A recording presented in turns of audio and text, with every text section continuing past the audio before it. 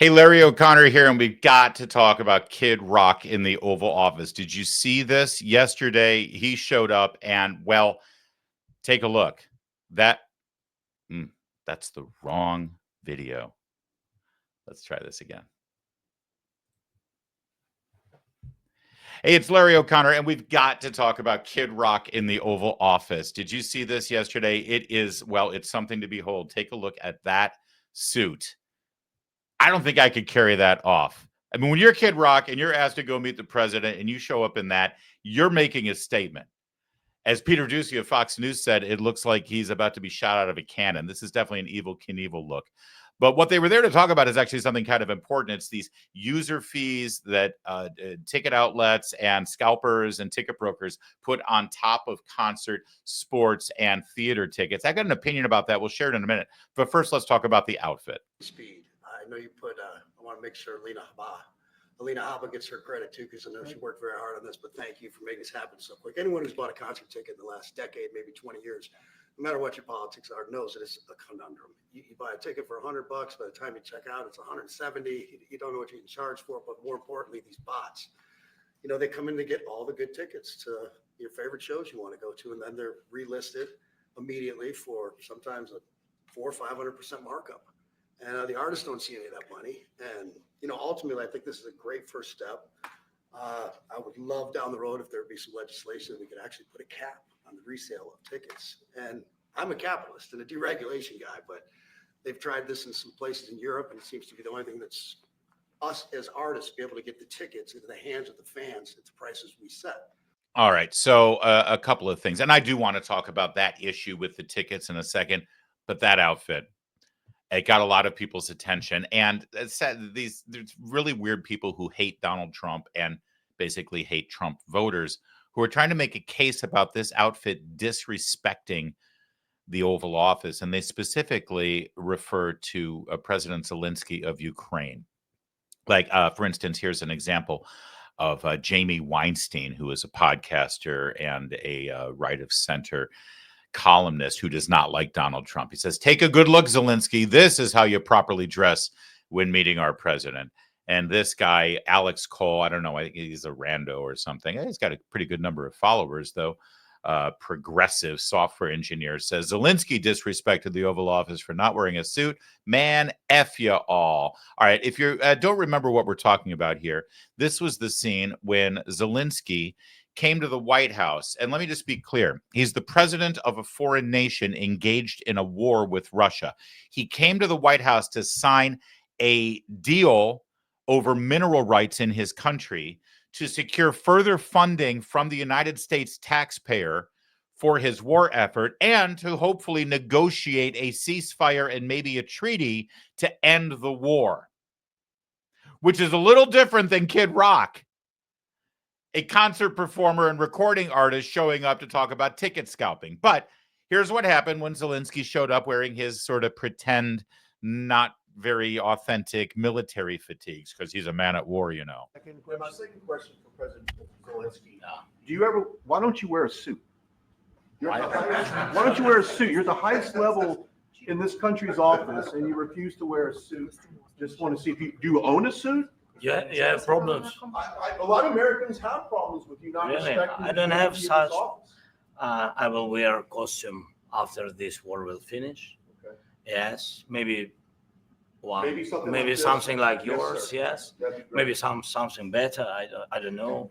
We will see. Maybe something cheaper than All right, so obviously that annoyed Zelensky. You could tell that he was perturbed by the question, and there you go. Well, the American people wish you wore a suit because you're disrespecting the office. And you cut to Kid Rock, and well, I mean, by every definition, that is a suit, I suppose. But do we think that's disrespect? Let me tell you something. If Zelensky showed up in that suit with the American Eagles ablazoned and the Old Glory there with stars and stripes and red, white, and blue, I think it would have gone a long way, to tell you the truth, to curry favor with the American people. I mean, there are suits and there are suits, but for people who can't quite make a distinction between a president in the middle of a war trying to negotiate a ceasefire or a peace agreement and secure funding, that they should dress a certain way to garner favor and respectability and show that you mean business. If you can't distinguish that from a rock star who's coming in to, meet the president and discuss ticket scalping, I'm sorry, you're not to be taken seriously. Jamie Weinstein, I like you, but that's not a serious point, and you know better. You know the difference. But hey, you got a little traction on the X platform, for good for you, right? But on ticket scalping in general, I'm not quite sure what this executive order does that President Trump signed. And you heard Kid Rock talk about how he wishes the legislation would come in there and codify it into law, because a lot of these executive orders that Trump is signing, they need legislation to really make it a law and make it stick. But there's two aspects of this that I want to comment on. The first, well, actually, there's three aspects, if I may. The first, you mentioned bots. You heard him mention bots. Yes, people create these bots that go, the second tickets are on sale, they go and automatically buy tickets immediately. They're not real people. They're just these bots that buy the tickets, take them out of inventory so that the general public can't get to them. And then they immediately sell them on like StubHub or SeatGeek or something else, or even through Ticketmaster at an extraordinary markup. And that's not fair. That tinkers with the free market. It screws regular consumers, and that should not be allowed. I completely agree with that. Now, let's get to the other two aspects of this. And understand, before I became a political commentator, I actually worked as a manager in the Broadway theater business for close to 20 years in New York and in Los Angeles. I worked in the ticket sales business. Ultimately, if you're involved in sports, if you're involved in concerts, or if you're involved in theater, yes, you create a product, which is the game that people are buying tickets to see, or the concert that people are buying tickets to see, or the Broadway show that people are buying tickets to see. But ultimately, the thing that you're selling is a ticket. You're in the business of ticket sales. That's the actual product that you're selling. And you've got inventory and you've got market demands, and that's the business you're in. That's something I learned very early on when I worked in theater. What's our product? Well, our product is the show. Nope. Your product is this ticket. This ticket equals money. That's what that's all about. So there's two aspects of this that need attention. The first, Kid Rock mentioned, you go and you buy your ticket for $100, and then by the time you're done with your transaction, you're paying 70% more in fees. Yeah, that's a problem. Ticketmaster, frankly, has a quasi monopoly on all of this, and they use pretty harsh tactics to get into a venue to secure that monopoly, and big kickbacks to the venue operators in many respects, and oftentimes. And then they throw all of that back onto the consumer. It used to be for a telephone center, right? Remember, before online sales, you had this phone room where people were sitting there in a call center. Here in America, it wasn't like outsourced to India or Pakistan or anything like that, where, call 1-800 Ticketmaster, and you would call the number and you would deal with a human being, and the person was selling you a ticket over the phone. And that costs money. That costs labor, training, infrastructure. You have to have office space. You have to have all of that. All of that has been replaced with the internet. You're not paying for people to pick up the phone. You're not paying for people to sit there and wait for the phone to ring. You don't have to deal with training the internet. You don't have to deal with all of that, any of it, in fact. So why is it now that it's actually less expensive for Ticketmaster on a transactional basis to sell you tickets, that the user fees are even higher?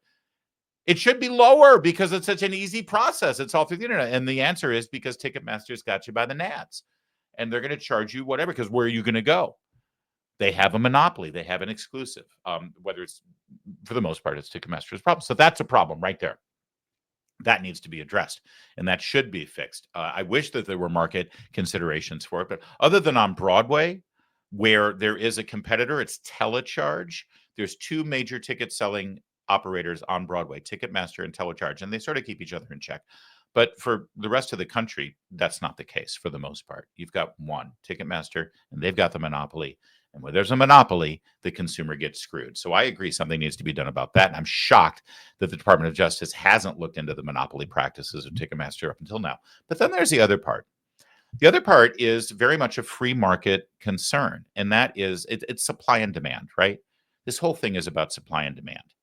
And when you're in the business of selling things online, or whatever product it is you're selling, ultimately, let's face it. Let's say you design a T-shirt, and everybody loves the T-shirt. Everybody's got to have the T-shirt. So you're inundated with these orders. Well, you can just ramp up production, and you can make more T-shirts, and you can continue to supply that demand that you've got for those T-shirts. Right? Try doing that with ticket sales. Let's take Broadway, for example, because that's what I know the most about. Most Broadway theaters in New York average about 1,300 seats, let's say, and you do 8 shows a week because of union demands on the live actors. And just the fact of the matter is they can't do more than 8 shows in a 6-day period. They get 1 day off on Broadway. So you do your 8 shows. You've only got 1,300 seats to sell. That's a pretty locked in supply. Okay, remember, the show is not your product. The seat, the ticket is your product, and you are locked in by your supply. Every week, you have a maximum number of seats you can sell, and you cannot sell more than that. You can't have people sitting on each other's laps.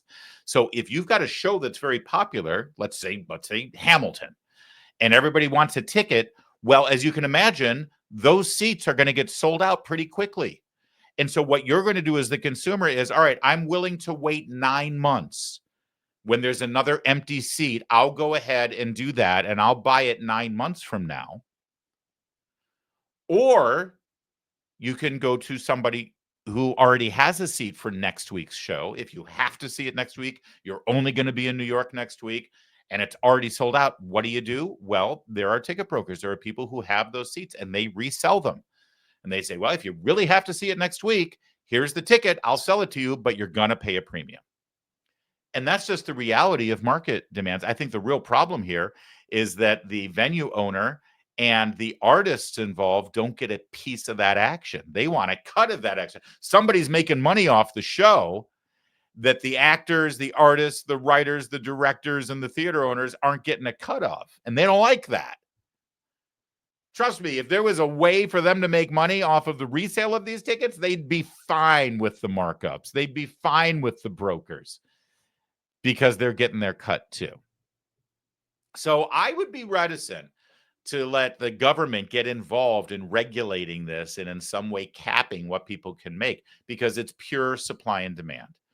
The venues, the theater owners, the concert venues, they are limited in the number of seats they can sell. That's the reality of the situation. They can never fix that. They can never change that. And so if there is higher demand, that's why when you go to the Super Bowl, and suddenly like the Lions might have gone to the Super Bowl last year. Lions have never been to a Super Bowl in history. When they go, tickets are going to sell for thousands and thousands and thousands of dollars, because Lions fans have been waiting their entire lives for that the moment to be able to see their team at the Super Bowl.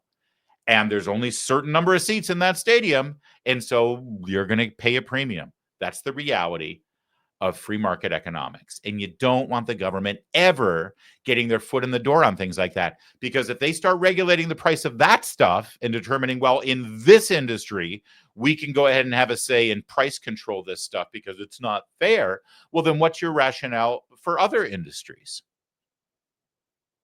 Exactly. And that's the problem.